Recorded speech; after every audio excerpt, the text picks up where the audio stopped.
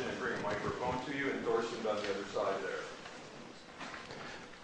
Okay, well, let's get started. I mean, it's really, as Adrian said, it's going to be really a free-form discussion. And I'll post, I guess I'll show you some graphs mostly, and then kind of poke you a little bit about how to, what we should think about these things. And then we'll probably ask a lot of questions. And, Adrian and Thorsten actually, will also, I guess, will kind of ask you questions, and maybe we'll provide different answers. That will be good too, right? And so maybe we'll differ in ideas and all that. And so, as Adrian said, we are going to actually go to really the basics, topography, right? And then we'll go from there. We'll say, okay, what is the dynamic topography? And then from there, hopefully, we can, kind of discuss a little bit about the mental dynamics. And so, well, we all know this, right? This is topography. If you just look at this, and well, clearly, there's one important feature that is the contrast between ocean or seafloor and the land, right? So that's an important part of the topography. And then you can also all identify the mid-ocean ridge system, right? And the high topography at the spreading center that actually decays away as you move away from spreading center. And then there's if you actually really look carefully near Hawaii, there's a thing we call hotspot swells. Okay, they're actually quite important. We'll see if we can have time to get it, to touch on this. And of course, you can see the oceanic plateaus. And so there, I guess roughly speaking, there are just 4 topography features we all know about, right? So how are we going to understand this, right? Now, we kind of talked about this already in my lecture. I kind of talked about isostasy. You can argue that basically, the land-seafloor topography contrast can be understood, broadly speaking, as the consequence of the isostasy, right? And the crustal thickness basically caused, this land and seafloor topography contrast. So that's relatively straightforward. And now, if we go to oceans, people have done this kind of analysis a lot. That is, if you plot the ocean depths versus the age, and actually this is sort of dots here, right? I guess as I said, in general, you see the ocean depths increases as you move away from the zero seafloor edge, right? So this, I guess, the ocean depths actually can also be understood in some way. Through this concept, sometimes actually people call this thermal isostasy. I don't normally use this, but it's okay, right? The thermal isostasy. And so I actually, I guess this dashed line that I didn't talk about it, and this dashed line is predict, say, ocean depths based on this so-called half-space cooling model. Okay, there's HS there, stand for half-space cooling model, right? So there's you can sort of see that the cooling model, this dashed line here, really explain the seafloor, the ocean depths reasonably well, all the way to about 70 or 80 million years, and then you start to see the deviation. The data goes flatten up, and whereas the model for half-space cooling model actually kind of predicts this will continue to increase with age, right? And this is actually well known. We call this as sometimes you see in the literature we call this as seafloor flattening or something, right? Well, there's this thing called a play model. I bet most of you probably heard about this as well. That is, people say, okay, let's just figure out a model to kind of modify the half-space cooling model a little bit. Let's just feed the data, right? So this is a solid line here that actually is called play model. But I should really say this is a play model is the empirical model, okay? Whereas the half-space cooling model is more physical, and I actually will explain to you what they are, okay? And the half-space cooling model, we actually discussed about this already in my lecture again, and you kind of said, okay, you consider a column of a hot, say oceanic mantle material that's at the spreading center, is hot throughout, the red everywhere, and then of course you have a cooling at the surface because surface temperature is kept at 0 degrees Celsius, let's say. And the plane motion, of course, kind of carry that column away from the spreading center. So you have a cooling, then you form the top boundary layer that thickens as the function of square root of t. T here is the h, right? And this model, we already solved this. I kind of talked about it. This is the temperature is controlled by this error function, and then you can compute the heat flux. You can actually also compute the ocean depth through this thing called the thermal isostasy. Okay, so you can do this. So then, of course, what I call let's see if I. So this dashed line essentially is that this is a prediction from the half-size cooling model.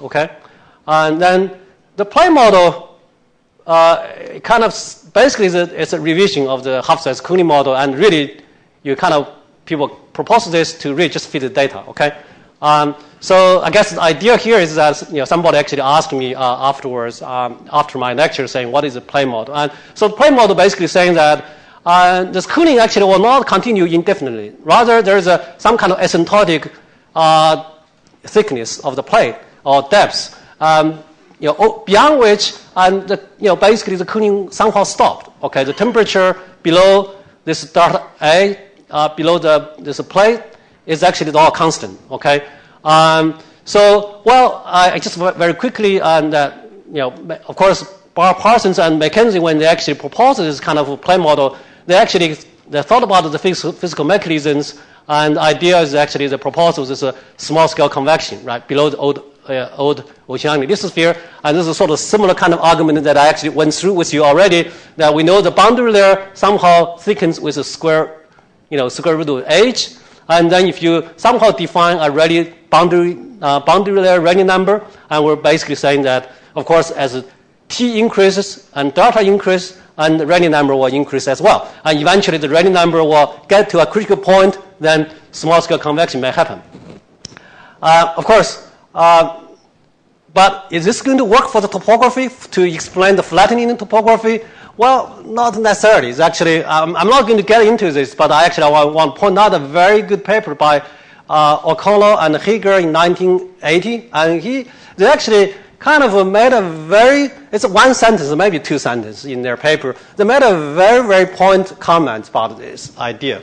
And so, as I said, I'm not going to get into this, but this is actually, I can give another lecture just on this plane model, right? Whether or not it's feasible physically, okay? So that's basically, so we talk about the thermal isostasy for the ocean, and we talk about this area isostasy for the continent. And so here is we're basically saying now, if the topography is only controlled by the isostatic compensation of the crustal and the lithospherical structure, then what? Well, then the Earth actually will be too boring, okay? Basically, we're saying that the mantle below 100 kilometer-ish depths, will not do anything. But we know they probably will do something, right? We know you have this vigorous amount of convection. They will actually do something to the topography. And I guess actually somehow this animation didn't work out that nicely. And so basically, if this is actually true, and then if you actually do the correction, since this kind of compensation mechanism we think we actually understood very well, then you do the compensation if you know the crustal structure and the spherical structure very well, then you can actually correct out their contribution to the raw topography. Then you would expect the residual topography will be zero, right? That's if this is the only thing that controls the topography, right? And you would get then you will get this residual that will be zero. Then of course the Earth will be really boring, right? So people have done that. Here, this is actually the residual topography published by Panasuk and Hager in 2000. So this actually, this is residual topography. So as I said, if you want to get a residual topography, you have to correct out the contribution from the crustal thickness, right? You can take a crust 1.0, 2.0, do the correction. And then for the ocean, in this particular case, for the oceanic region, and they actually used the half-space cooling model as a reference, okay? And so as you can see, it's not zero. This is a pretty big number, pretty high. There's a big bulge here in the in the Western Pacific or the Central Pacific. Sometimes we call this a super swell. Okay, big area that basically being uplifted, not uplifted, got this enormously high elevation here. And so this is, we're talking about maybe up to 2 kilometers, okay? And there's also this in the continental areas, if you take, I don't know what they used for the crust model. I think crust 2.0 was already available at that time, right? 5.1. Okay. Yeah. And so anyway, and so you can sort of see that in continental regions, and you tend to get negative values for the dynamic topography. Or not, no, I didn't use dynamic. For the residual topography, right? And then you say, okay, what if you use the plane model as a reference? That is, you assume the plane model that actually was designed to fit the curve, right? And you say, okay, what if you use a plane model as a reference to do the correction? And you still get, it's non-zero, you still get regions in the Central Pacific that is actually quite positive, okay? And smaller than that because the plane model was designed, it's curve fitting, right? Was designed to fit the data. Then you take that, you correct it out. There are actually still patterns here, okay? It's not like, I guess, well, this is probably, I normally don't do these things, but it's kind of, this is where dynamic topography concept comes in. We're saying that, there are a lot of things going on inside, below 100 kilometer depths, that is in the mantle, and that, probably is responsible for this, okay? So I guess, this is I just took this cartoon basically saying that, this is probably how dynamic topography, some people would define this as generated by the dynamics of the mantle flow. You can imagine that if you have subduction going on here, or you have some kind of upwelling warm area, and the things actually can go up and down in the mantle. They can actually create stresses acting at the surface of the Earth. Then the stress actually will get compensated through the topography, okay, through generating topography, and therefore we kind of expect the dynamic topography. So I guess, to see, I guess this is actually the kind of diagram that I just took from, I don't think I was the first one to point this out. That is, if you actually just take the Pacific, you go, so this is the ocean depth, this is the latitude, and so you just run, so you go to Pacific, you run a profile, you say, okay, you plot all the zero edge, that is the mid-ocean ridge, out the topography, right? And you see, along the mid-ocean ridge, there are actually quite a significant variation in depths. So sometimes when you hear people say, well, we do this compensation calculation, use the mid-ocean ridge as a reference. Well, what mid-ocean ridge you're talking about? The mid-ocean ridge actually varies in topography by, almost like a kilometer, okay? Well, if we think the mid-ocean ridge where the edge is zero, so you would think that actually, if there's no mantle dynamics, then you would think everywhere will have the same elevation or same ocean depth, but it's not, okay? So you sort of can see that, this is, I guess, is kind of good evidence that, there are things going on in the mantle that actually cause the topography to go up and down, okay? So I guess here, I don't know, Thorsten, this is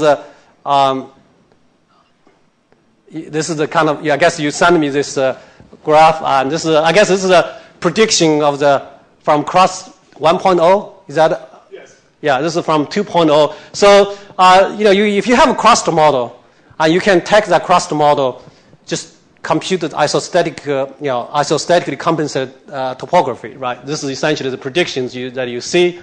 Then you can, this is 2.0, this is 1.0, then you can subtract this out from the real topography.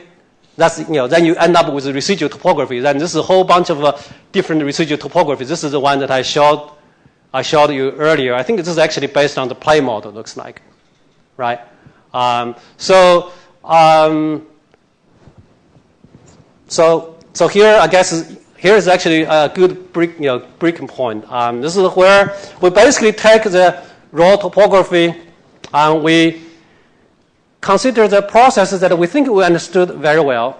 This is isostasy and the thermal models, and then we do correction. And so we end up with this residual topographies. And so we think this residual topographies essentially are caused by the mental dynamic processes, whatever that might be there. Okay, and so this is why we tend to call this dynamic topography. Okay, so here actually is a good place where we can have some discussion on this. Yeah, so we're going to open it up to questions, and the questions can actually, you don't have to preface it with this is a naive question, but even if you have questions about the references, the things Shiji took off, and this relates to Roberta's question, right? We need to know question. Lecture, very nice lecture. We need to know the thickness of the crust. If you have questions about that, if you're unclear about the plate model, like these are the references. We're actually taking off things we think we know in topography and what's left. So if you have questions about those, feel free to ask as well. I kind of forgot. Stein and Stein, that asymptotic plate thickness, what's that number that you get? 125. 125. And that's actually from a best fit, right? Global data. They're just saying, I don't care what the process is. We can talk about that later. What gives the best fit? They also need a potential temperature to do that, and I forget 1420, which is not 1350, so we can talk about that. So we'll open it up. Yeah. Actually, I'm not sure if 1420 was the temperature at that point or the potential temperature. I think it was the actual temperature at that point. Well, yeah. I guess the plate model, there's a free parameter, or two free parameters for the plate model. One is the thickness, another is actually the basal temperature. That's right. So yeah. the temperature is the basal temperature, not the Okay. Right. Thank you. All right, we have one question.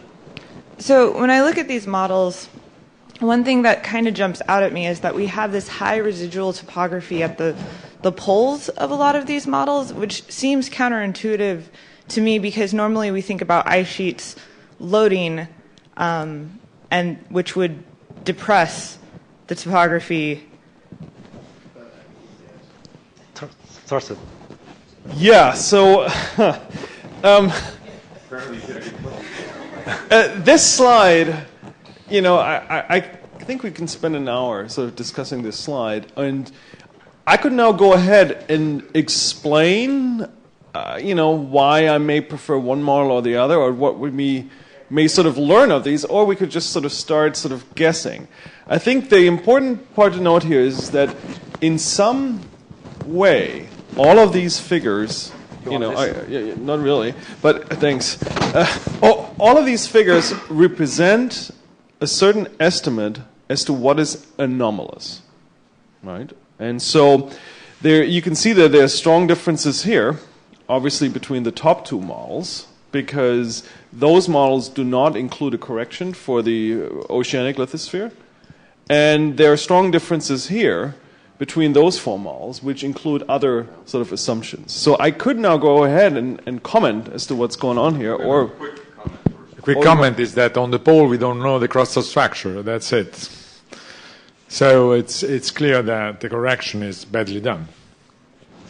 Well, there's going to be more information, though. So, I mean, we can give you a map of crustal structure over the Antarctica that we've constructed in the last few years. I don't know if it's in cross point one it's included. I'm not sure, yeah. Yeah, so, those models are expanded to spherical harmonics. There are different sort of levels of resolution. And you can see that in crust, 1.0 or 2.0, this anomaly sort of goes away. And I think this speaks to what Claudia said. We have, there's regions where we have fewer, and there's regions where we have more constraints.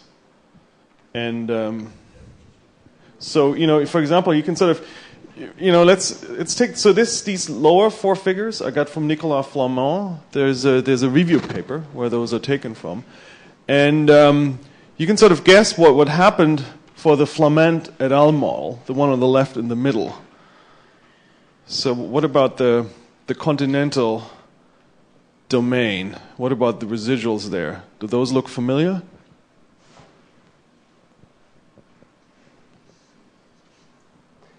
I think the students should be very, very suspicious about this kind of exercise, right?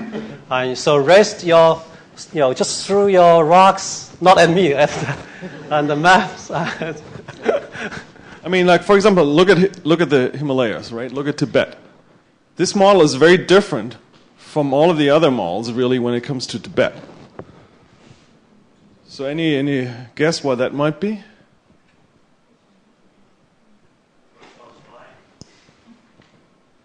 What was that? I said, do you want to tell us why? Well, isn't that obvious? Well, what they've done basically is to say we know nothing about the crust. There's a single thickness crust with a constant density.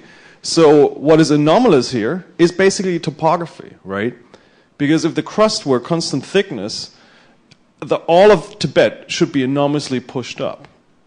It turns out, and I've done this exercise, I think later we might be talking a little bit about predictions of dynamic topography, the part that should be caused by mantle flow. Globally speaking, that model actually is matched best, which gives you pause if you happen to think like I think, that we know something about the crust. So there's no assumption about a crustal model in here in the center left. And what you can also see when you look at crust 1.0 and crust 2.0, they're very similar. So crust 1.0 is a nice advance, but basically it's getting rid of artifacts. And we haven't learned much, globally speaking, in terms of crustal structure, for example, about places like Africa, something we discussed earlier.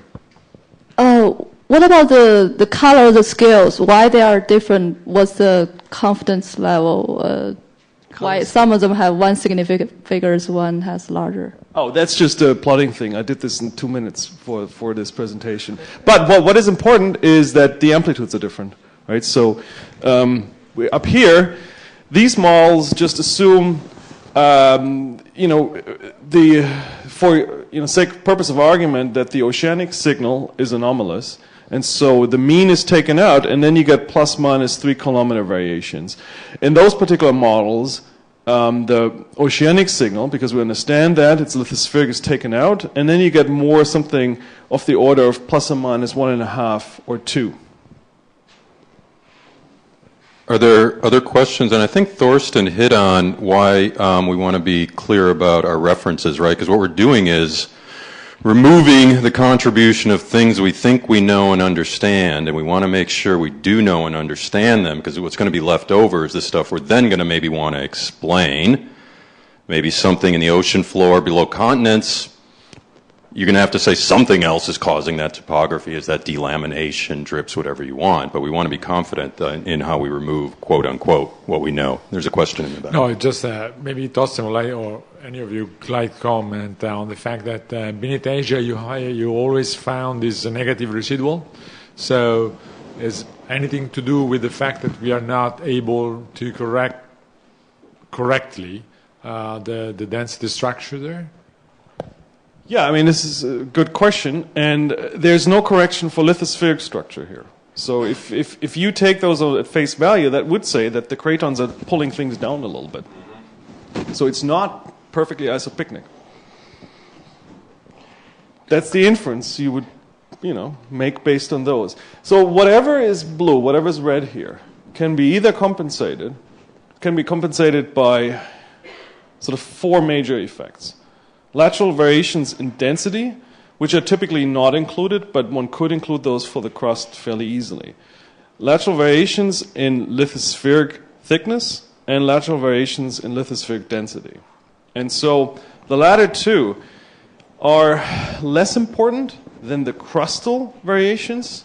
So there's a factor about 10 difference in terms of trying to explain thickness variations if you have lithospheric layer variations or crustal layer variations. And then the fourth effect is active mantle flow. And I think Shiji is going to talk about this more later, that there are lots of ambiguities coming in when it comes to the definition of these things. Yeah, I mean, looks like, your students, you should really speak up. I mean, you're so easily convinced. You're convinced this is correct? I mean, let me, so I'll play, okay, well, there's a question here. Can you maybe just explain what the differences between each, because they all look really different to me. maybe just in a nutshell, what is going on in each model that's making the big differences? Yeah. So the major difference is up here, we're saying, oh, we don't know anything about the oceanic lithosphere. We don't know about half-space cooling. We treat this as an anomalous signal. And that's something, Shiji spoke to that, that's more or less easily taken out. And those lower four moles, then all of the remaining anomalies within the oceanic plates, those would be due to deviations from half-space cooling. And here, for example, there's a swell. And then the differences in the locations of the swell, for example, will depend on the seafloor age model, if you've used the plate model or half-space cooling model. And then the differences within the continents arise because of different crustal models being used. And so the main point here really is that, as Shiji said earlier, what we're trying to fit is this, residual topography. But it's not a real observation. So if we're concerned about dynamic topography, the problem is that our correction is sort of as big as the signal, and it's a very uncertain correction to make. And so, like I said earlier, here the assumption is we know nothing about the crust. Here the assumption is you can sort of guess there's some underlying crustal model, probably crust 5.0 or something like that, and then you see consistent features, right? So for example, we see here in East Africa, we have a residual topography high. And that's seen in all the models. There are differences in the wavelengths, so these are expanded to different spherical harmonic degrees. And up here, that's probably closer sort of to the knowledge of crustal structure. So my preferred model would be something like this, with the oceans taken out. And then you can see what is consistent, what is inconsistent between the models. And sort of in general, it's a good thing to do when you look at residual topography. Is there another question? Actually, I just want to repeat something Thorsten said, and you can see why we're careful about this. Dynamic topography is not something we directly observe. So in the models that include the crust, is the information on density, which you get out of seismic velocity, actually incorporated into the model? And so, like, if you use the velocity to say something about what the material is, and then just use the modulus and then solve for the density, is that included in there? Not in here, because I made those in 2 minutes, but it's not a problem to do that. The question then really is, how well is it constrained? Crust 2.0 and 1.0 do provide this information, and actually, I correct myself, this is already included. So those models have variations in crustal density in them. Question back here. I'm not entirely sure what I'm looking at here, because I don't know what the background model is. But am I wrong in thinking that the crust 1 and crust 2, those look a lot to me like a tomographic model would look in the upper mantle? So aren't these just representing the fact that the temperature of the upper mantle is not homogeneous? In terms of the oceanic boundary layer, absolutely. In terms of the continental structure, that would then say something about the match between the cratonic structure that is imaged in the lithosphere and topography. But if the cratons were isopycnic, perfectly balanced, we should not see that. And then it becomes an issue as to what your reference level is. You can see that overall here, so you have to be careful. Overall, the continents are low. And that's because the mean here is 0, but the mean was computed with the oceans in there. And you can see that, at least for this model, the anomalies are subdued, but overall, there is this residual blue in the continents that should not be there if everything were perfectly isostatically balanced for the crust. And in the oceans, we get why that is. In the continents, they shouldn't be pulled up and down if the lithosphere were homogeneous. But doesn't that just tell you that your compensation depth is wrong? So you've got temperature variations that are affecting the density up the upper mantle that are not being accounted for when you're taking just a crustal model to compute isostasy, right? I was actually going to say with the left center, I think it's more what was brought up before, where the scale is just bigger. So it's really hard for me personally to compare the bottom 4. So you go all the way up to 3 and -3, but the other 3 of the bottom 4 only go to 1.6 or 2. So when you say it's subdued, the color scale, I think, is making it. That's right. I had to make a choice here. It's a very good point. As to trying to bring out the patterns or trying to make things strictly comparable. That's absolutely correct. And so Yes, that says something about the compensation depth. In general, it's hard to explain everything with lithospheric variations only because they matter less, right? Because the density contrast is just larger for the crust. Are there other questions? So, I feel like we're completely confusing people now. No, that's not a bad thing, right? Just a quick question. Is elastic thickness incorporated anywhere here? No. That's a very good question. And so the motivation, the approach here between many of these analyses is that we're trying to get rid of the elastic behavior. So, and that is done by looking at long wavelengths. And the way I've done it here is, this is filtered to some spherical harmonic degree, but typically people then try to get rid of structure that's on wavelengths shorter than, say, twice the lithospheric thickness. So you're trying to get away from the flexural effects, which will naturally compensate at the short wavelengths. And maybe everybody can't see the scales down there, so I'll just ask Thorsten to do something for me. If you take your preferred model, assume we know all the references. What's the amplitude of the topography we haven't explained? If people can't see it, I don't know. Yeah, 1.5 kilometers, something like that, plus or minus a couple of kilometers. Just as a good number to have in your head. Yeah. There are trade-offs here, right? You have to make assumptions about asthenospheric density, how you scale the crustal densities. But the nice part about those kinds of estimates is that in theory, just like gravitational potential energy variations, they give you an absolute scale. So later, when we're going to talk about dynamic predictions for mantle flow, those are very sensitive to the density anomalies. And if you're matching the dynamic topography, you have a handle on the effective density anomalies within the mantle. Any other? Yep.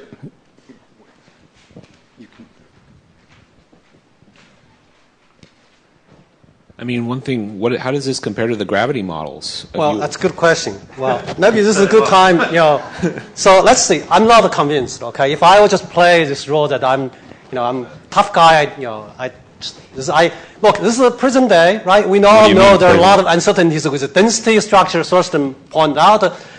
For example, if we learned anything about the cratonic lithosphere this week or in the last 10 days, we know that somehow this isopictic assumption is that somehow it should be compensated, right? Therefore, we shouldn't really expect for the cratonic area, we shouldn't expect negative topography, but somehow it's there. So I'm just saying that let me try to present more evidence of dynamic topography. Really try to convince you. This is actually let's say it's something probably is real. It deserves more attention, right? So what I'm saying here is that if you just take present day topography, you can always make this to be zero. Okay, I can always make this to be zero by exploring uncertainties with the density here, density there, thermal structure here, there. Okay, I can always make that. Make that argument that I just say, okay, I think this dynamic topography should be zero, period. I can always do that, okay? So you have a question? Well, so I was just kind of thinking back to the idea that's been explored about continents being blown about by a mantle wind, right? And it kind of seems like this would be supporting that idea because when you have something and it's floating, and you start having a current, it drops. It sits lower, right? Mm-hmm. So isn't that I don't know. It was just kind of one of it's a good point. I mean, that's basically you're saying that there are you can see dynamic effects that can cause continents to go down. That's good. Yeah. Well, so I guess now I actually present you this the more evidence. Okay, you want to be convinced. Okay, you don't want to let people say, okay, look, this is for real. No, not yet. And I think this is actually, to me, this is a much stronger evidence, okay? I'm going to talk about the gravity. And like Nick actually mentioned, what about gravity, right? This is very, very important. So why is this? This is geoid anomaly, okay? For those who are not familiar with this term, and this geoid anomaly basically is oscillation of the isopotential surface, okay, on the surface of the Earth. And so what you see is this is basically the isopotential surface difference relative to some kind of reference, spheroid, right? And so they're actually in meters, and you can sort of see that there's a big positive normally here on order of 200 or 120 meters each here over the Central Pacific or Western Pacific, and there's also big, positive anomalies over the Africa. Okay, so this is a gravitational. This is a real observation. This is basically the gravity anomalies. Okay, well, this is the topography again. I showed you earlier. One thing that you can, so of course, we know. I guess I should say that the gravity anomalies, of course, in general, they should reflect the mass distribution throughout the Earth's interior and all that. And so now you look at this. You say, well, really, there's no correlation, right? There's a no clear correlation of the geoid with the, say, ocean continent contrast. Okay, that's clear, right? But if you look at, if you show this seismic tomography models like this is this is the S wave at about 2,300 kilometer depth, and you actually start to see correlation. There is a big seismic low in the Central Pacific, and there's another one in Africa. This is, sometimes people call this super plumes or whatever term you like, and that actually shows some correlation with positive here, or I guess red here, red there, and reddish there, reddish there. Okay, there is this correlation, so this is actually there is a correlation of the gravity anomalies with the mantle structure. So this is where actually I showed this is picture from this paper by Hager and Richards. I guess Yalika Ricard from France also worked on this. They actually really, to me, really, this is like one of the most important results that I learned, that I think actually in the study of geodynamics, and that is how to explain that, the gravity anomalies that we see, the long wavelength gravity anomalies. And to show you, I kind of show you already. You look at, we know the gravity reflects the mass distribution, right? And on the surface, you say, oh, there's ocean continent contrast, but that really, you don't really see any correlation between the gravity, long wavelength gravity, and the ocean and the continent contrast. So, and this study basically pointed out how to produce this long wavelength gravity anomalies. And I guess the key here is that, basically you need to have mantle dynamics to explain that. I'll see how how I can present this to you effectively. This graph actually is a thing we call the kernels. Let's actually ignore these two for now, okay, and focus on this kernel. So you can see this is the depth. So 0, this is surface, this is the core mantle boundary, right? This is in kilometers in depth, and showing in horizontal axis is this thing called the kernels. And I'll actually explain to you what the kernels means, okay? And this is what we call the surface topography kernel, okay? What this really means is that if you actually put some kind of mass anomaly, okay, at a certain depth, and you ask what would that mass anomaly will do to the surface topography at various wavelengths. I should say that, there's 3 lines here. This is a degree 2, this is a degree 5, this is a degree 8. And so this is really long wavelengths. This is a relatively short wavelengths, but still degree 8, right? So the question we ask here, if I actually put a mass anomaly at a certain depth, okay, and I ask this question, what that mass anomaly at a particular wavelength, that's degree 2 wavelengths, what that mass anomaly will do to the surface topography, okay? Well, if I ask this question to you, you probably will give me the answer right away. That is, if I put this Morhol oscillation, which you can view that as some mass anomaly, right, at a depth of 30 kilometers, okay, then what I will do to the surface topography? If I have a thickened crust, okay, I have a Morhol being dropped to 50 kilometers, then here's say Morhol is 30 kilometers, what would do to the surface? What would you expect at the surface? Will be mountain, right? That's what happened in Tibet. And you got a high topography. And if I ask you this question, if I compute the mass anomaly associated with this mountain, and then I compute the mass anomaly associated with the Morhol oscillation, if I ratio these two mass anomalies, what do you get? Assuming long wavelengths, that ratio is what? 1, right? Compensated, right? For 1 kilometer topography at the surface, you got about 5.6 kilometer at the mole, right? That's area isostasy, right? Great. So, well, now you look at the kernels, and this actually all goes to 1, okay? You see here, at the surface, anything you put on the surface at degree 2, degree 5, degree 8, you can go to degree 100. And that kernel is 0, which means that anything you put near the surface is perfectly compensated, okay? It's just like area isostasy. You do every day, not every day, for the crust, for the mole variations, right? And that's 1, okay? But if you actually go down to 1,000 kilometer depth, you don't get there's a full isostatic compensation. That is area isostasy. You cannot do that anymore, okay? Then you get actually, you put some mass anomaly at, say, 1,000 kilometer depth.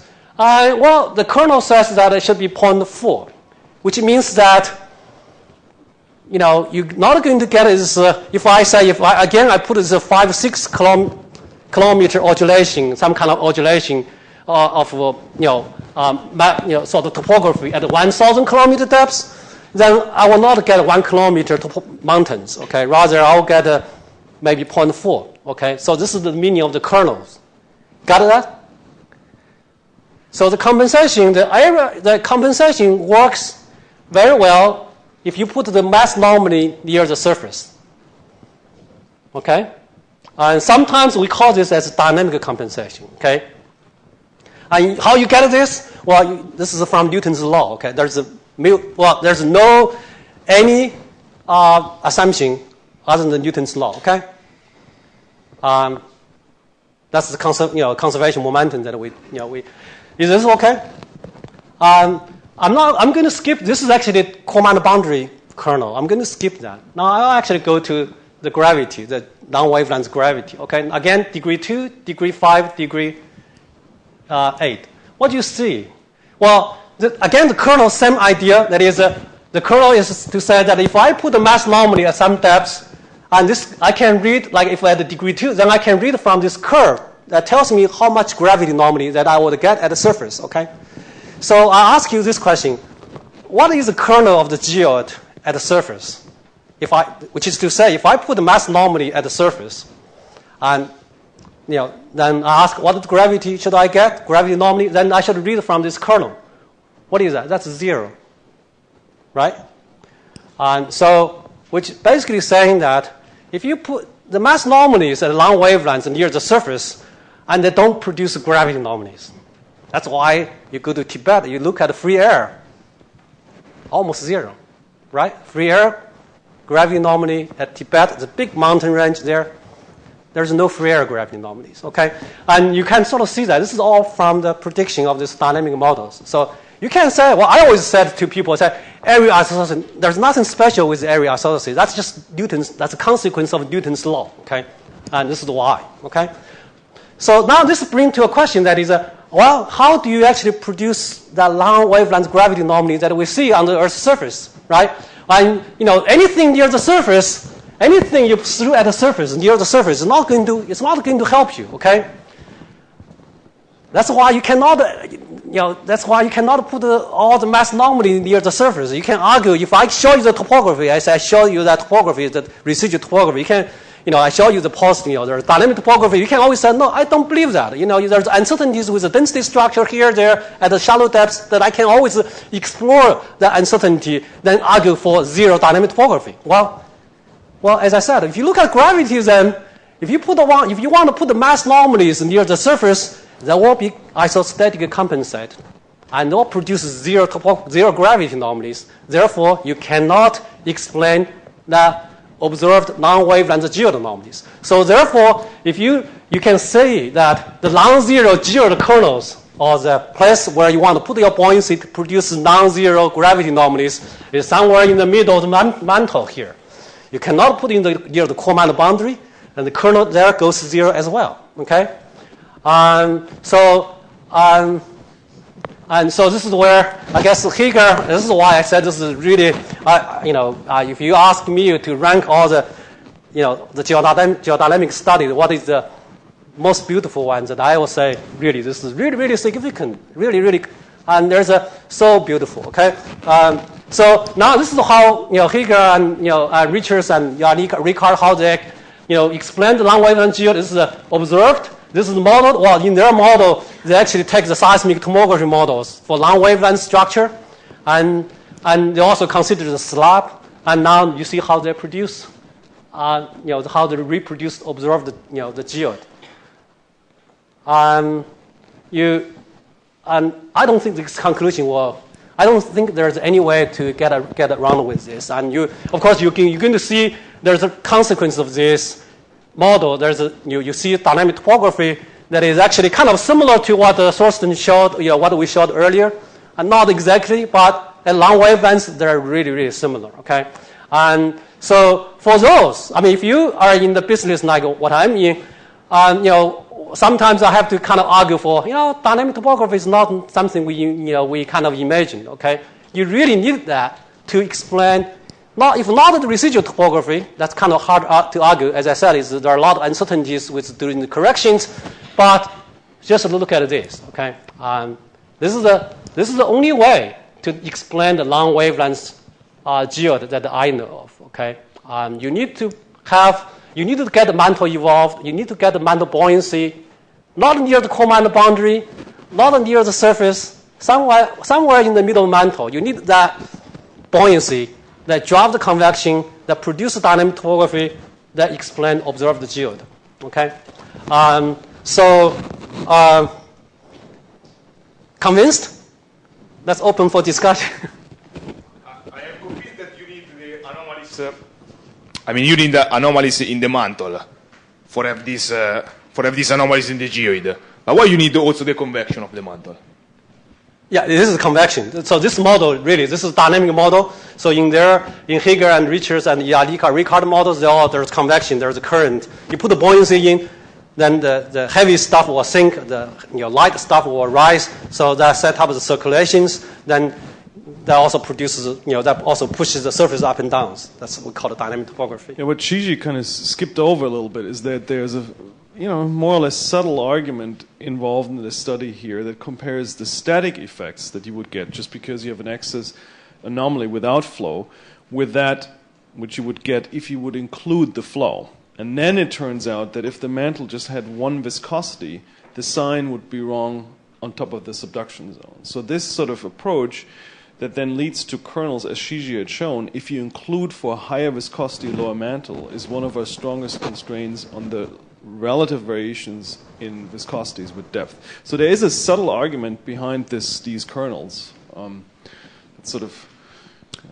Other question, I was going to make exactly the same point. When people ask us, people like us, how do you know the lower mantle is more viscous? This is one of the strongest arguments in the back. Maybe we could comment also on the boundary conditions and how yes. they affect the mechanics. So I'll repeat the question. It might be good to comment on the boundary conditions and how they're set.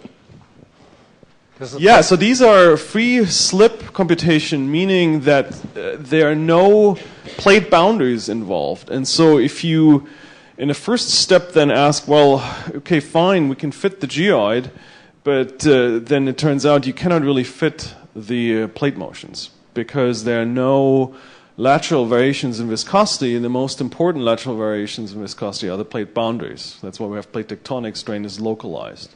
And so there's been a long argument if it's possible to fit plate motions and the geoid at the same time, and the answer is probably yes. But if you were to look at the surface velocities here, they wouldn't look really what we see at the present day. Those are for free slip. And the thing is, so this sort of then becomes a little bit of a more technical question as to how these kernels are modified. But the take home here is that the dynamic topography kernels, as Shiji explained, the ones on the left, they're very sensitive to the shallow structure, and the geoid kernels have this funky curved over structure which comes from the layered viscosity in the mantle, but then as Shiji said, there's sort of deeper sensitivity. Other questions? And we're sort of opening it up. Thorsten mentioned plate boundaries, so the discussion can go back to this morning. I got him. I've always observed that the the geoid in the South Pacific doesn't quite match the low velocity layer in the mantle. It's offset more towards Indonesia, and the low velocity layer is off to the right. What does this mean? Is this,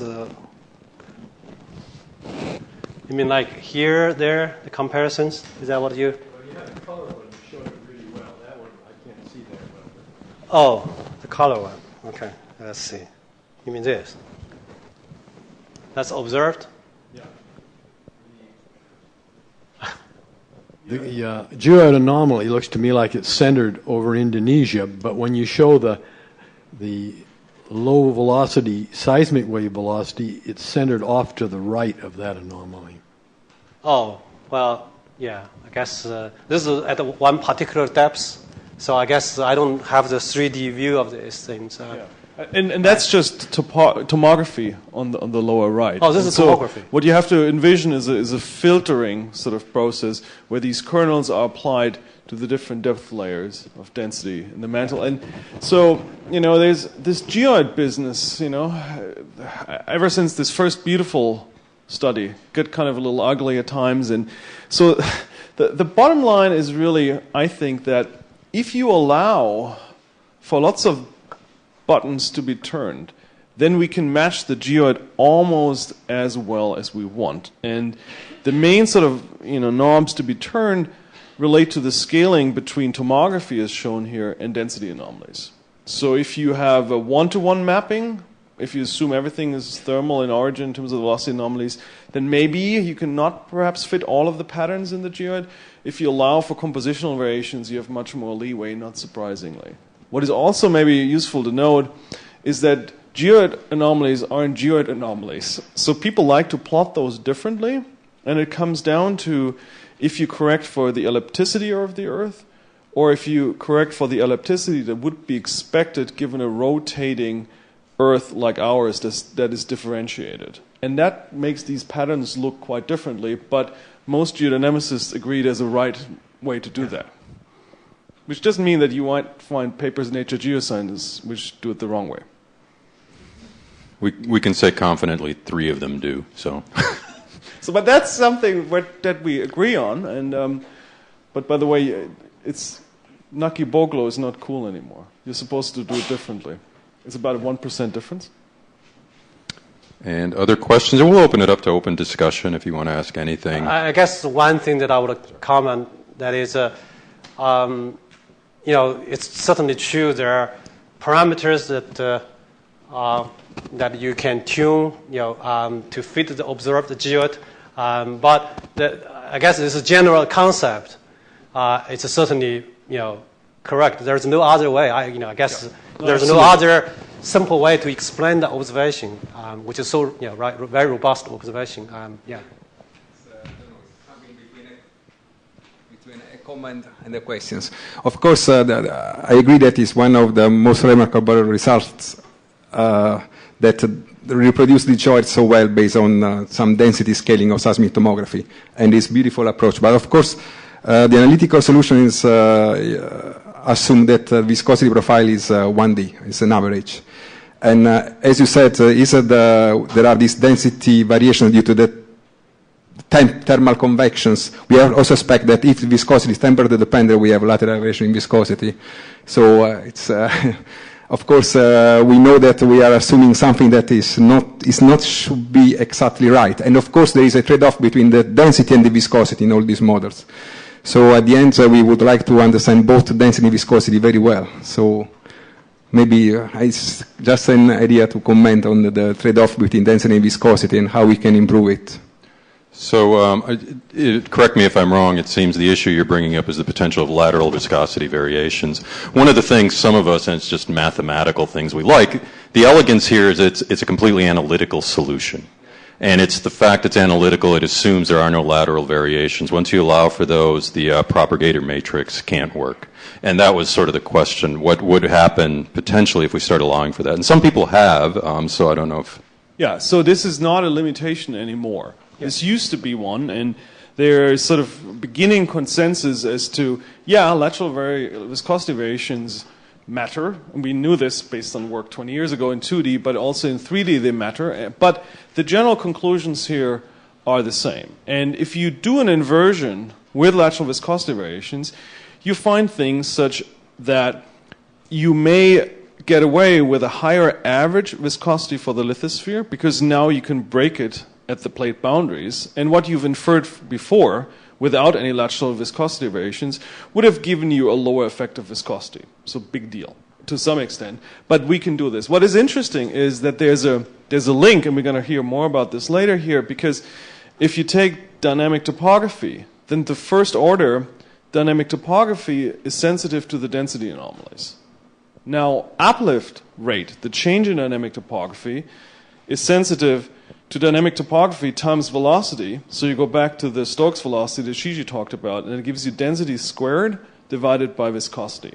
So in theory, if you have a place where you know the geoid or dynamic topography, and you know the uplift rate, as Mike Gurnes has pointed out and others before, then you can infer those two parameters. So then you can say, oh, we can solve for it, and all of the uncertainty goes away. Not that we could really do this, but it's a very worthwhile effort to do. I'll just add the comment when Thorsten said, kind of big deal. He was talking at a global scale.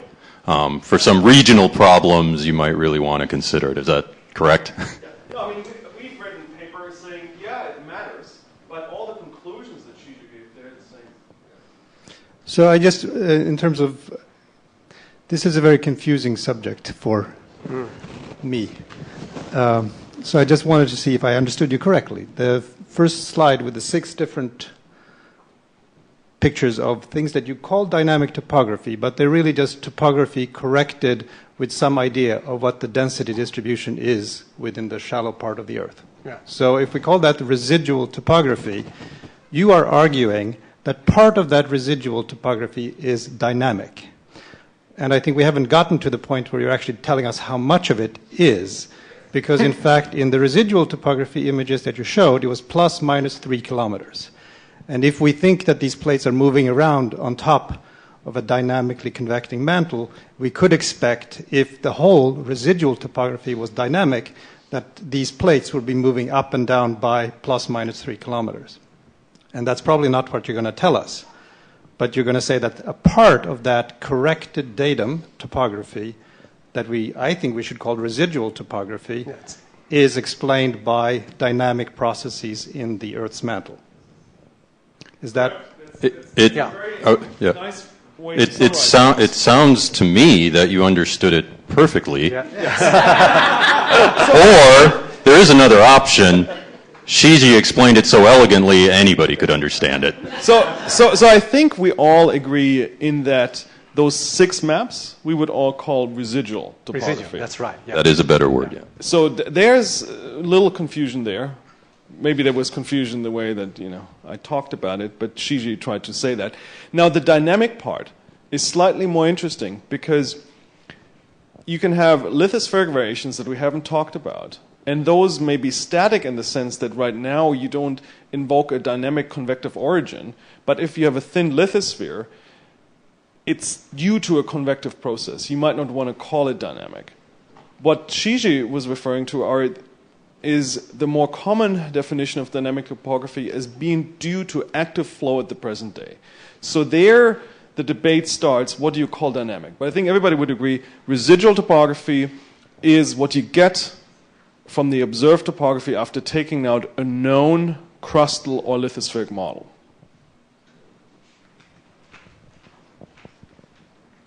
Yeah, just another question sort of about those residual topography maps. So you were kind of commenting on the fact that the continents show blue, and sort of implying that that's really telling us something, well, I don't know if surprising, but interesting. But doesn't that just come because you've taken off like a rather thick crust from the continents, and so therefore naturally you would have a lower topography. You're sort of having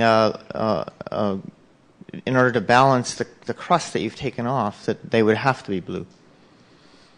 Not necessarily, right? Because they're highest to start with. Right? So they're highest to start with. So you take away a thicker crust effect. It may actually get you main level up, right? Yeah. So here, really, But I mean, you're basically seeing the lithosphere there, right? I mean, that may be. yeah. So, but then, yes. So you can well. It turns out, though, I think, if you were to do the computation, that it's very hard to explain the signal just by lithospheric thickness variations. I may be wrong about that. I didn't do the computation. So what is it?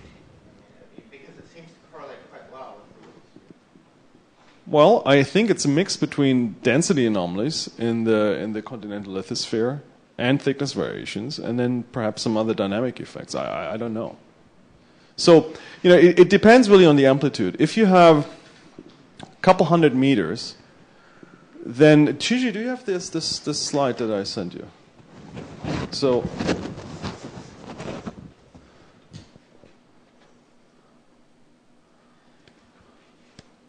that would be this one. So which one you want? The one with the equations. Okay.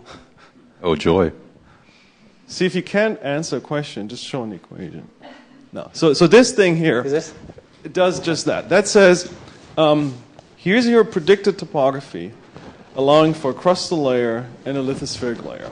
And so it turns out that then this factor here has some constant that depends on the density and the crustal thickness. Okay, and so that factor comes out to about 0.1. And so variations in the expected floating topography of the crust then go with this factor. Now here's the same computation for the lithosphere. And this ratio here, because those densities are closer, is about a factor of 10 smaller. So depending on what kind of variations you have as anomalies, this comes out to be usually quite large compared to a typical mean thickness. And locally, you can absolutely do it that way. The question is, can you do it on these regional scales? So it's this difference in the factors that makes it very easy to get big mountains for relatively small crustal thickness variations, and vice versa. It's a little harder to do that for the lithosphere.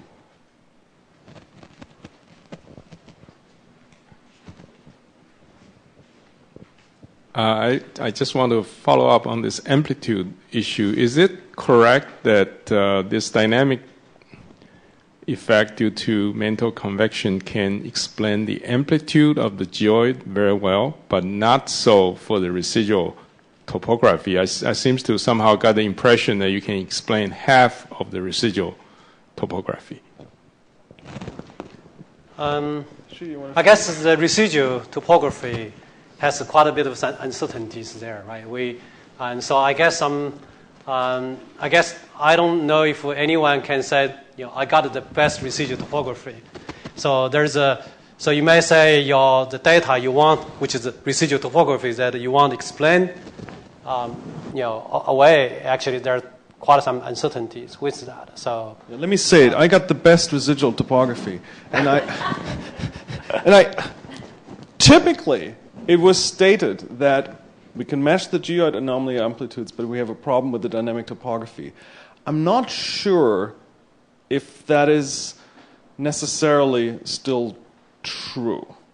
But typically the argument goes that mantle convection computations overpredict the amplitudes of dynamic topography.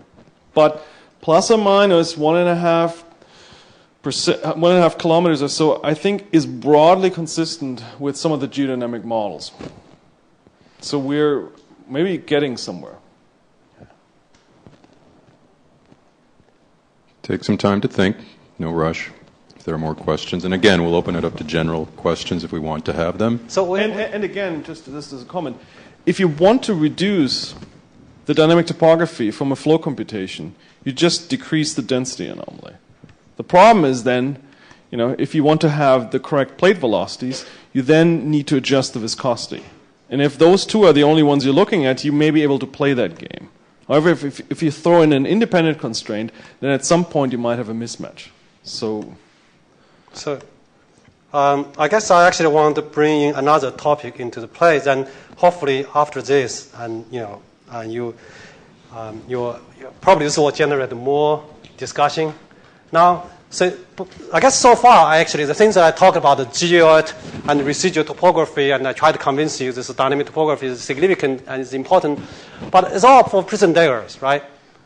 We haven't really talked about the geology. I mean, geology is important, right? So now, and I guess since, this is a dynamic topography, it's a dynamic, the mantle fluid kind of moving around, and so you can almost, it's almost certain that the dynamic topography is also time dependent, it's transient, okay? That's almost by definition.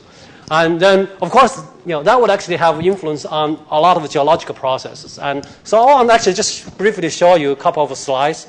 And so this is one, this is well known, and this is Colorado, where I guess where I'm from. And you actually see that in Cretaceous, and the Colorado right now, we're saying we're like a mile high, right? So 1.6 above sea level right now. But actually, not long ago, it's actually under the sea, right? That's a lot of elevation changes. So how do you explain this? You know the sea level change, the eustatic sea level change. Anyone can tell me, the student, what is the sort of eustatic sea level change typically? Where? Yeah, a couple hundred meters, right? So there's no way you can explain this kind of flooding, let's say, by playing around with the eustatic sea level changes. So of course, Jerry Mijovica, this is also, I think it's Chris Bomar. Actually, he was working with Chris Bomar for a project that resulted in this very significant paper that was published in 1989.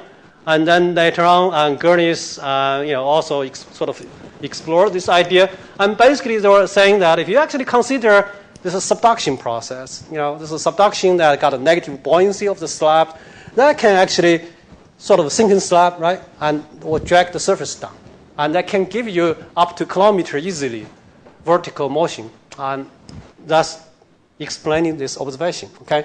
And you can imagine, of course, this would influence, the dynamic. This is basically we're saying that, if you have ocean, if you're under the sea, then you start to have sediments, right? So, and you can even imagine when the slabs are gone, then the surface will pop up, right? And then you start to have erosion. So basically we're saying that is the dynamic topography can really cause, sedimentation when you have the subsidence phase, and then it can also cause the erosion if you have this uplift phase, right? I guess Becky probably will talk more about this. It looks like, you can also look at the cratonic region. That's another interesting thing, right? Cratons, we think, it's dead, right, tectonically, right? Well, actually, they actually can kind of experience up and downs by a lot. This is a slave craton that Becky showed. This is what I guess Becky Flower showed that, there's a burial and unroofing history. That is through this geochronology studies for slave craton. You can sort of see there's a burial phase. This is in time in millions of years. And this is the burial depths. And this is shaded area.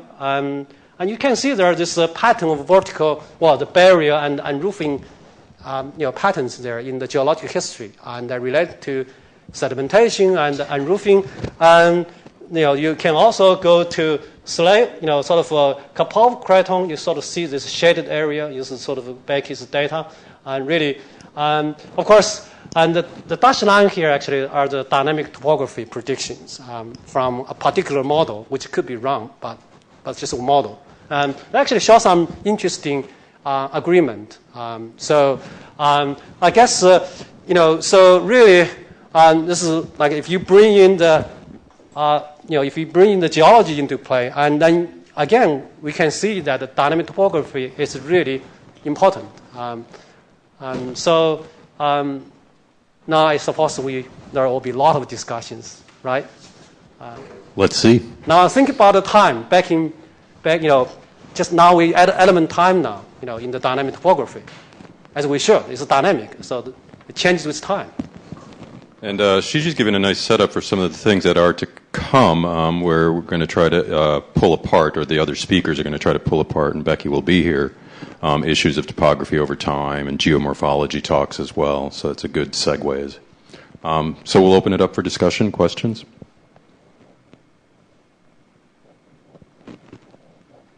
I guess you're all really convinced, right? You were too convincing. Or, if we're at our natural limit, we're at our natural limit. That's fine, too. We can always break early.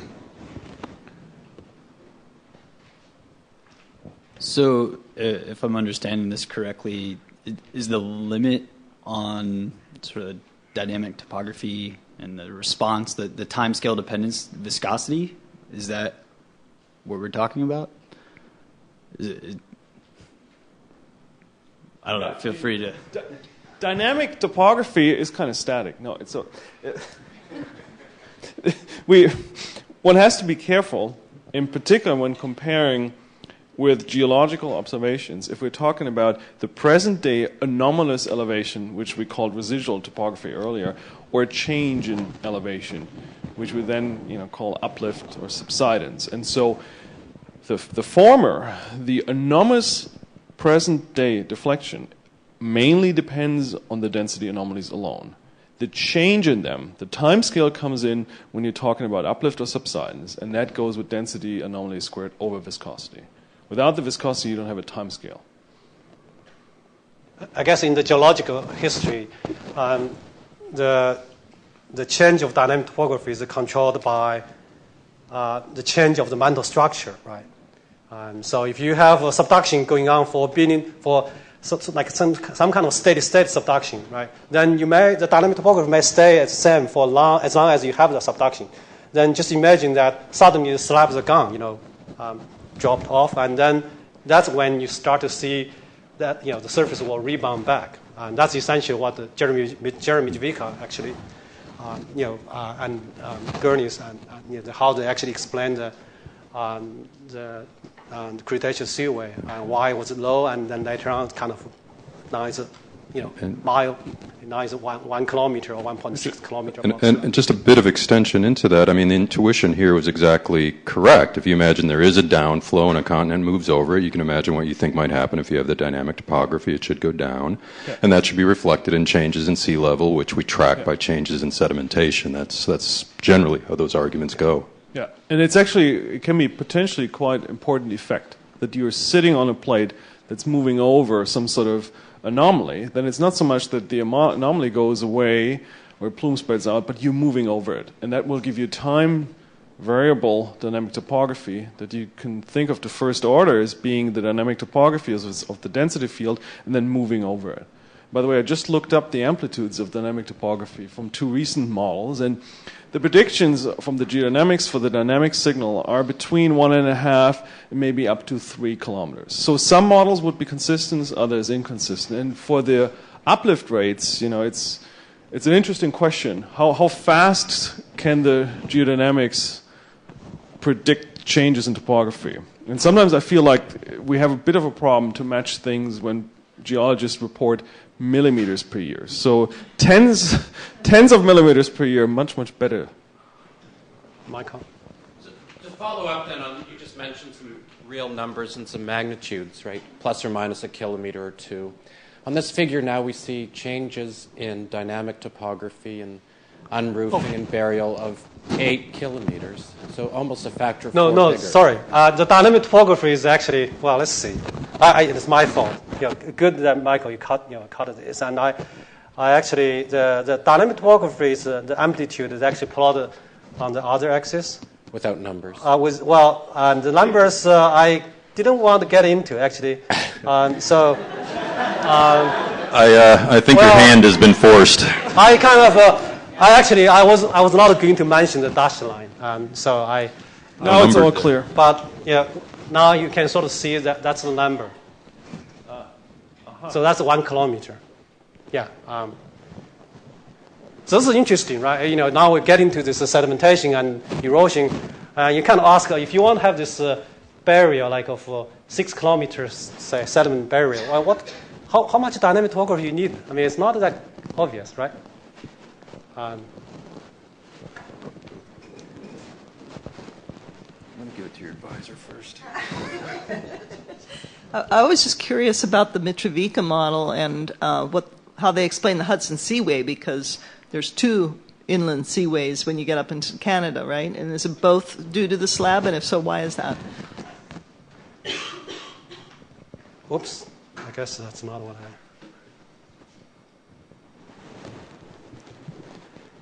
2 slabs? I don't know. Well, I mean, Mike Gurney's group has sort of try to answer these questions in a very sophisticated way by constructing, better geological representations of these prior seaways, and they're somehow able to match it. So no, I don't think so. No? I don't think they actually match this part. No, okay. I think it's just one, right? Is that?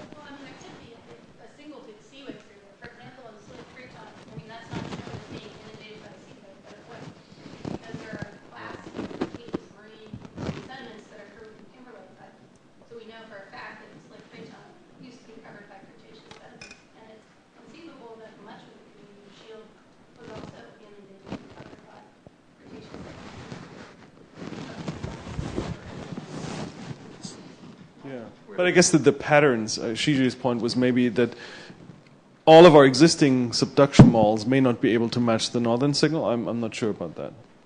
And Cynthia had a question. Yeah, I don't know if this is a good question or not, but I mean, for this picture, I could see when you had the Cretaceous interior seaway, you had an orogeny, so you had a lot.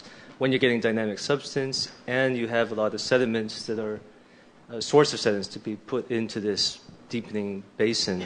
But I was really struck by the cap wall. Where's the source of sediments there to give 10 or whatever it was, 8 kilometers of depth? Is that maybe it's just a silly question? I don't know. So you're talking about here? Yeah, right there. So the barrier depths? Yeah, what's going on at 160?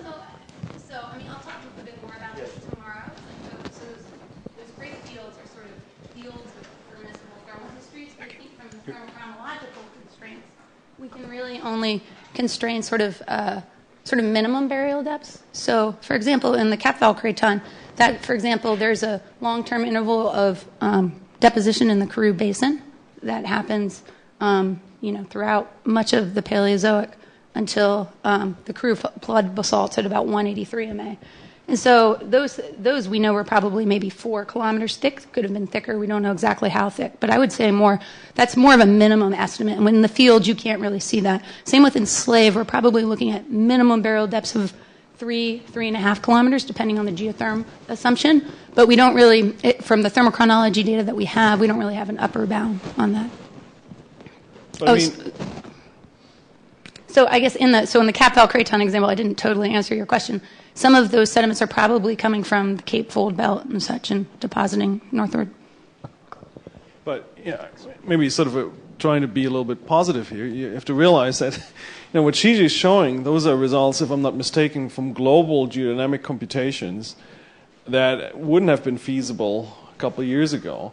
And even though there are large uncertainties here, trying to address this temporal change in topography is really making good on the premise, right, of using geology as a constraint for the time evolution of the system, and there's a sophisticated geodynamic model here behind, that Shiji's group has developed. So this is, we always joke about the uncertainties, but we wouldn't even be able to begin to quantitatively address these things if it weren't for the efforts of, Shiji and Mike Ernest and others. So this is pretty nice stuff. I actually want to throw out the question too. So this is the 400 MA, right? This is Pangea assembly was about at 330.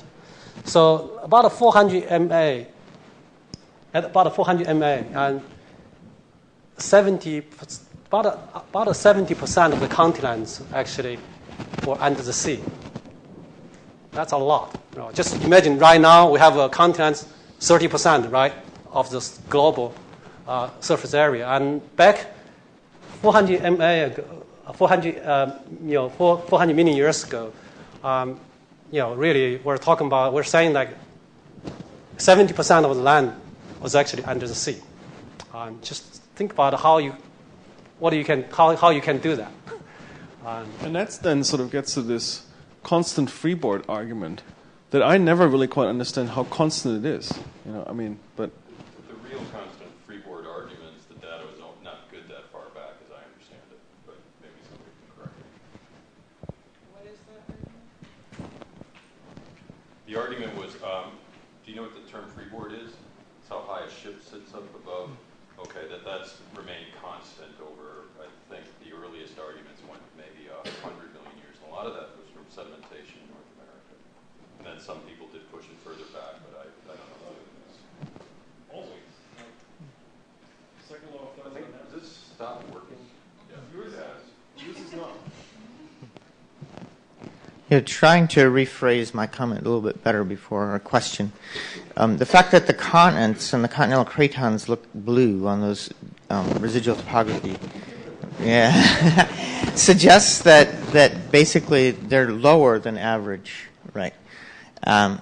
And if we don't interpret that as due to the convective flow, but instead due to density differences, that they are more dense than surrounding areas, right? Slightly.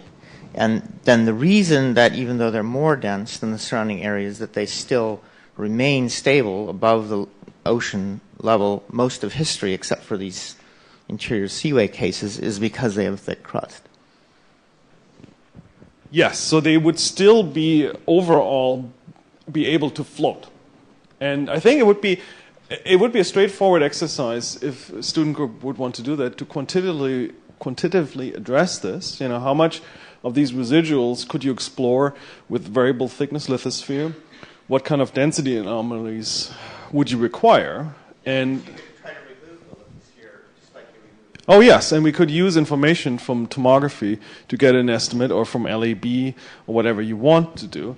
And that would get back to a question we had earlier from Uran. What is the fraction, right? So I would bet a pizza that we're going to have significant anomalies, and that those significant anomalies in places look like what the mantle is pushing up and down and sucking down right now. You're going to bet a pizza, but I just want to make sure we're not, reproducing the pizza wheel. As I recall, John Vidali tried to do this once with a cratonic correction, where they corrected it. No one remembers this paper? Only me, okay. No, this must have been done gazillions of times, but it's a very good exercise to do, and we have some better ideas now about the structure. Well, I seen multiple versions of that paper. I didn't know actually it was published or not. Saying it might not have been published, so there's something to do. So my guess will be 30%. I don't know. It's working. Yeah, it's coming in. I had kind of an observation and then a question. Is one of the things we know about the long-term evolution of cratonic temperatures is that they haven't changed much over at least 1 billion years, maybe as much as 3 billion years. If you think about diamonds being present at 3 billion years, diamonds also the low-temperature form of carbons, not only the high-pressure form. So that says that the base of the lithosphere has been more or less the same temperature for 3 billion years. So the question then is, we think that the surrounding mantle is 100 degrees hotter in the Hadean Archean. Where would the continents be if the lithospheric temperatures were the same as today and the surrounding mantle were 100 degrees hotter? And that's a question for the student group. So, student group, do you have an answer?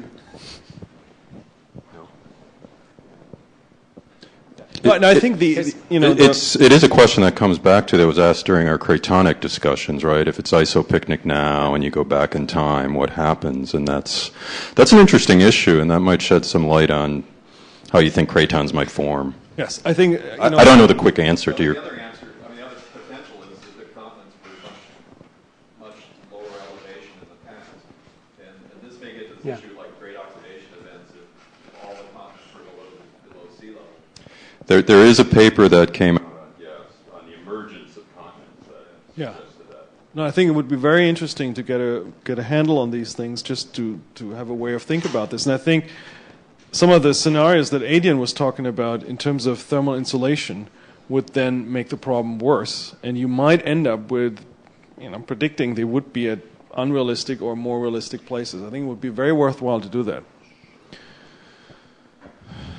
That's interesting. So 100 Kelvin hotter mantle, I think actually will cause relative, the continent probably will be lower by 5 kilometers. Well, that's the number I was after. Yeah. I don't think it would be that big. That's a lot. Yeah, I think 100 degrees wouldn't be that like much. you say, with the arguments that the density global, and temperature hasn't changed below scale, certainly cratonic regions. Yeah. I think it will be small effect. No, not small. If 5 100 kilometers is Kelvin not small. surrounded the mantle, hotter, and I think I'll give you probably 5 kilometers. But if you got that much of the oceans and the continents were the same elevation. The continent will probably be under the sea. Yeah. For a time, this was used, and people tried to use it as a constraint on continental growth curves to keep continents above the ocean while the mantle cools. How much do you have to add? Yeah. We have a question.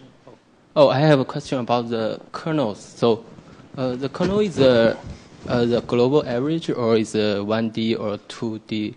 I think it seems to me it should be a 2D, right? Here. It is a 3D in the sense that you have the given spherical harmonics like degree 2, right? So we're talking about basically for the whole globe. If you put a density anomaly at a certain depth with a certain wavelengths, right? Certain harmonics, and so then you can, then you only deal with the harmonics, right? So this is a spherical global solution for flow, but the viscosity of the mantle is only allowed to vary with depth. Right. If that is the case, then the modes decouple, meaning the spherical harmonic order M doesn't matter. It just matters what L you have, meaning what wavelength density anomaly you have. So you got to decompose your density anomalies into spherical harmonics, and then those curves show you for different short or long wavelength content what is the response where this anomaly is at a certain depth. So it's fully 3D, but the rheology is very simplified. This is like your normal modes. You're seismologist, right? Yeah. So this is like basically it's normal modes. Or quantum mechanics. Thank you. I want to talk about the spatial length scale of the anomaly. Of course, I think that the residual topography we have anomaly at all length scale. Of course, the very long length scale that can have very strong dynamic effects, and I think that this is well understood, more or less. But at one point, we know also that the very short anomaly, they reflect the elasticity of the lithosphere. So there should be some length scale where both effects are important. How we can separate them and how we can understand them. Also, as effect on geomorphology, of course, on weathering and all. I mean, that's what admittance analysis does. So there's if you want to get at the thickness of the lithosphere in an elastic sense, you can look at the match or mismatch between topography and gravity. And so you find at the short wavelengths, they match perfectly. At the longest wavelengths, they don't. And then in between, there's a transition, and that gives you an effective elastic behavior. And how you do that is debated in a big mess, and I never really understand how it's done. But if you're on the long wavelength side, then you should be okay. Yeah. And the degree of the okayness will matter depending where you are. In the western U.S., probably not a big effect. When you're in the craton, you have to worry about thicker lithosphere. So. And your topography and gravity signals also get very small, so you're balancing. But I don't think that was the question. I didn't answer the question. We're getting near the coffee break, so if there are some burning questions, we'll take them. If not, maybe it's a good time for a break. And there are posters as well, so we want to save some of our intellectual energy for our colleagues. Maybe it's a good time for a break. If questions come to you later, always ask anybody, feel free.